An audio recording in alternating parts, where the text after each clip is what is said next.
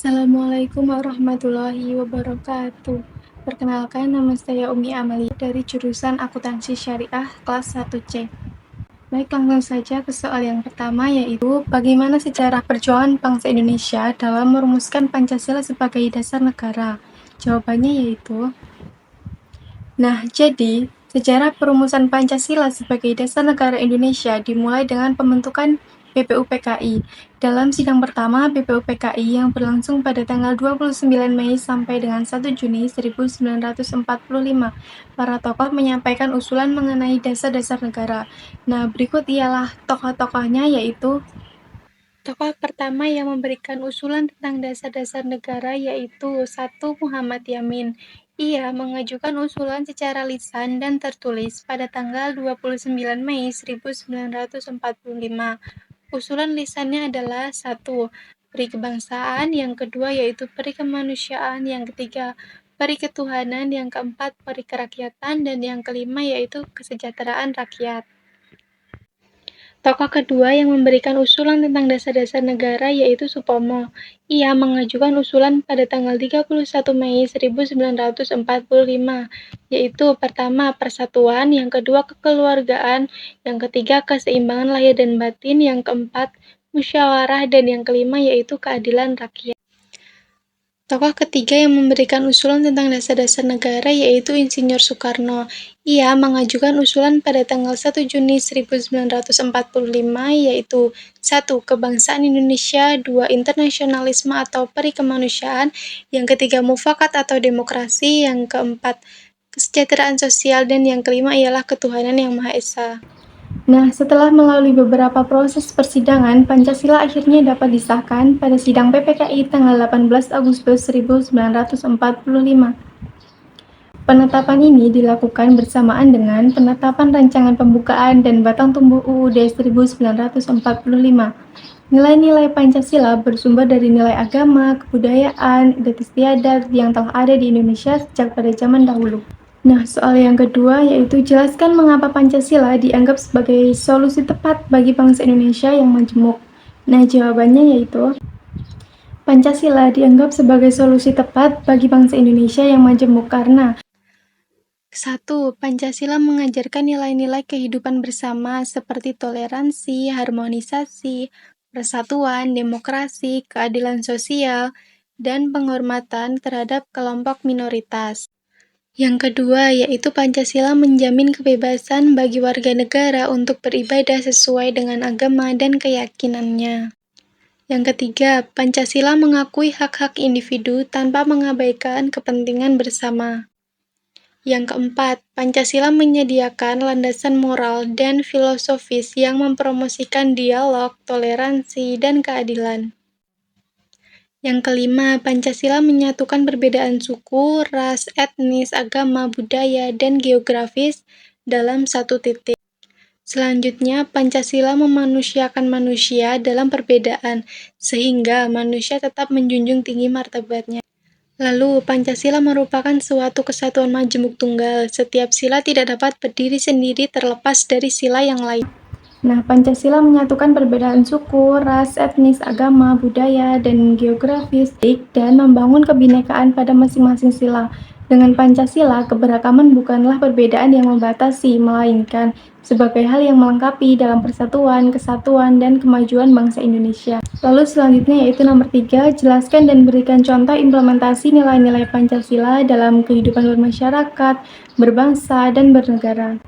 Implementasi nilai-nilai Pancasila dalam kehidupan bermasyarakat, berbangsa, dan bernegara diupayakan agar tidak mengakibatkan perpecahan yang merugikan setiap orang, bahkan dapat merugikan negara Indonesia. Nah, Pancasila sebagai ideologi bangsa terdapat nilai-nilai yang bisa diaktualisasikan dalam kehidupan sekitar.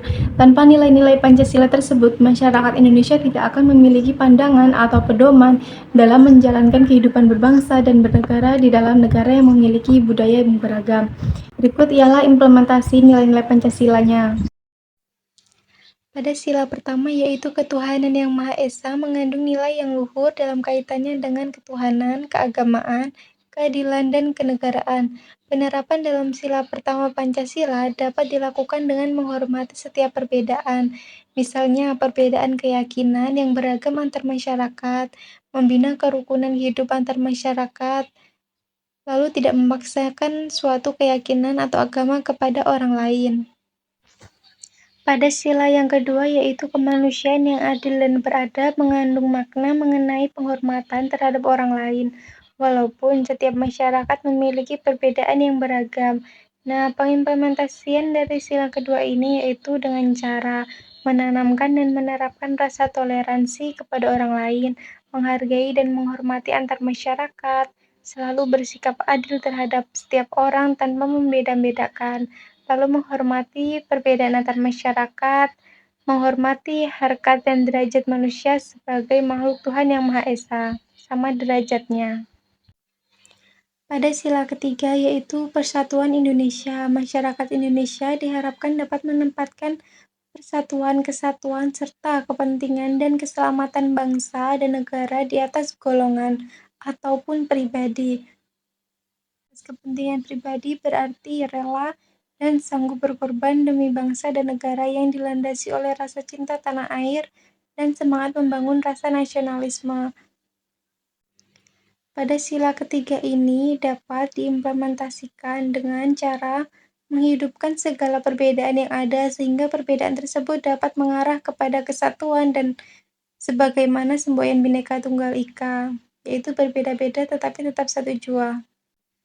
Pada sila keempat, yaitu kerakyatan yang dipimpin oleh hikmat kebijaksanaan dalam permusyawaratan perwakilan. Nah, cara mengimplementasikannya yaitu memuliakan, menghargai, dan menghormati orang lain tanpa membedakannya sedikit pun. Lalu selalu bersikap jujur saat adanya pemilu dan tidak saling menghina antar warga negara. Lalu pada sila kelima yaitu keadilan sosial bagi seluruh rakyat Indonesia. Nah, masyarakat Indonesia menyadari sepenuhnya bahwa manusia memiliki hak dan kewajiban yang sama di mata hukum. Untuk menciptakan keadilan sosial untuk seluruh rakyat Indonesia, maka dalam hal ini perlu adanya kesadaran dan pengembangan sikap, serta suasana kekeluargaan dan gotong royong untuk segenap masyarakat Indonesia. Untuk itu, perlu adanya kesadaran sikap yang adil antar sesama dan menjaga antara hak dan kewajiban, serta menghormati harkat dan martabat orang lain.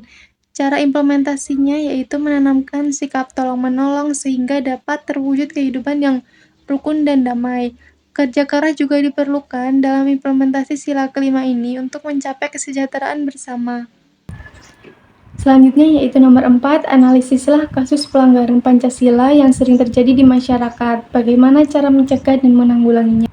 Berikut contoh dari kasus pelanggaran Pancasila, yaitu ada yang tidak mengakui keberadaan Tuhan, lalu melanggar kewajiban beribadah, lalu menunjukkan sikap rasis kepada orang yang beragama beda, dan melakukan penistaan agama. Lalu beberapa cara yang bisa kita lakukan untuk menghadapi tantangan penerapan Pancasila di kehidupan global, yakni 1.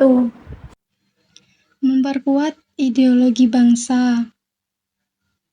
Yang kedua, selalu mengoreksi informasi dari media sosial dan menyuarakan kebinekaan di media sosial. Yang ketiga, yaitu menguatkan aturan hukum yang ada di Indonesia. Yang keempat, memahami nilai luhur dalam Pancasila. Yang kelima, yaitu meningkatkan edukasi tentang Pancasila di sekolah. Yang keenam, yaitu belajar budaya, tradisi Indonesia, dan sejarah bangsa. Lalu, berteman dengan siapapun tanpa membeda-bedakan. Lalu, berperan aktif dalam organisasi di masyarakat. Melaksanakan kewajiban dengan penuh tanggung jawab. Dan bahasa Indonesia yang baik dan benar. Lalu, berperilaku adil pada orang sekitar kita.